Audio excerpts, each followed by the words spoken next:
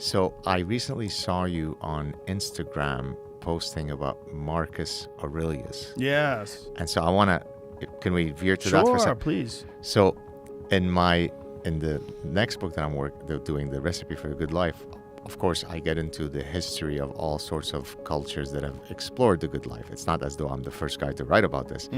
Probably one of the topics that's been most written about. None have been as prolific as the ancient Greeks.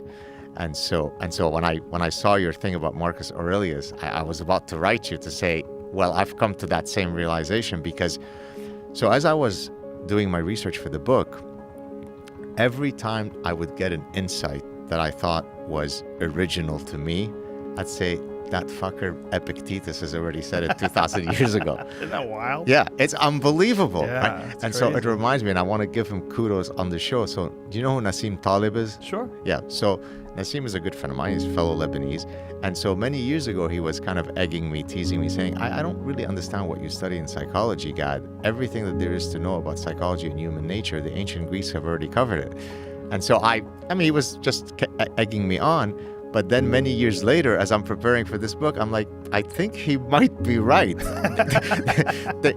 We might be empirically validating what they've already philosophized. But so your post about Marcus Aurelius really resonated with me at exactly that same moment. It's quite fascinating when you read his writings. It's unbelievable. Because he was so wise, and his decisions for what he would concentrate on and not concentrate on, and how he would accept people's flaws and mistakes that they'd made as if they had never made them, and this just approach to Stoicism and his philosophy on life. The Greeks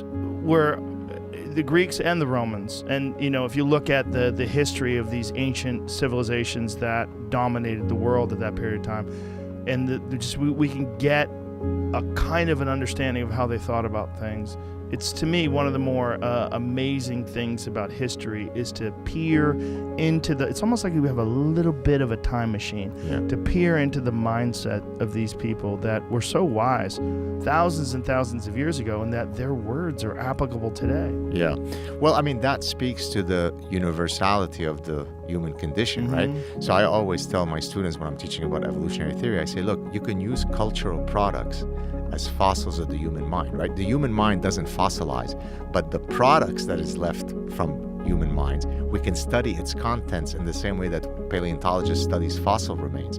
So I can connect to the mind of an ancient Greek poet and understand what he's talking about as though he's speaking today, because the software that's running his mind and mine is identical. He doesn't know what an iPhone is.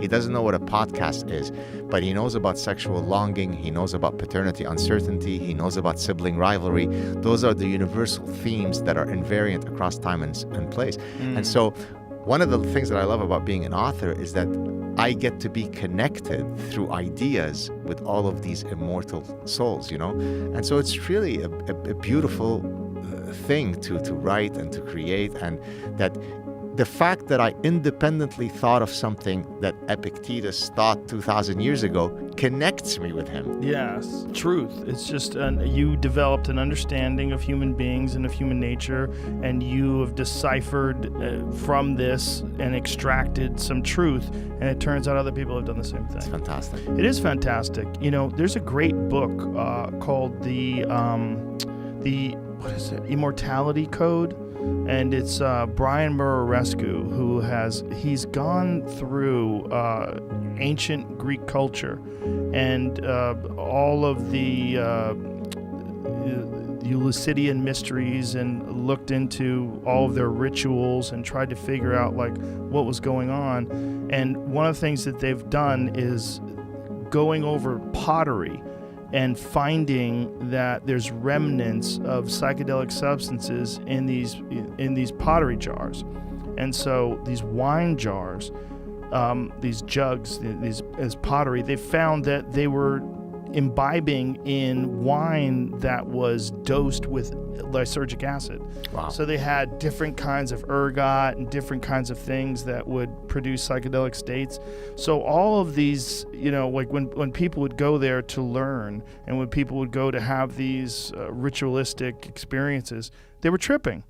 And this is the birthplace of democracy. This is the birthplace of a lot of these thinkers, these great thinkers of that age. And of course, Roman emperors forbade it, and they outlawed it, and they in the book they sort of detail how it migrated to other countries, and you can find the same remnants in the pottery in these other countries, and you can literally you could track the path of their escape from these areas where they were more restrictive and trying these ritualistic experiences in other places. But yeah, it's the immortality key or code. The Immortality Key. It's an amazing book, really, really. And Brian was on the podcast, and because of him being on the podcast, Harvard has opened up a field of study. Wow. In that particular area where they're looking at psychedelic substance use in ancient Greece, because it's irrefutable now. Because of the residue, they now have scientific evidence. They have residue that shows that they were most certainly flavoring their wine with this stuff. That's another thing that I didn't know. I always thought wine was wine. It was fermented fruit. It's not. Their wine, they would always add things to. They constantly added stuff to their wine. Their wine was never just wine. Their wine was most of the time wine with other things, and oftentimes psychedelic substances like ergot mixed in with the wine.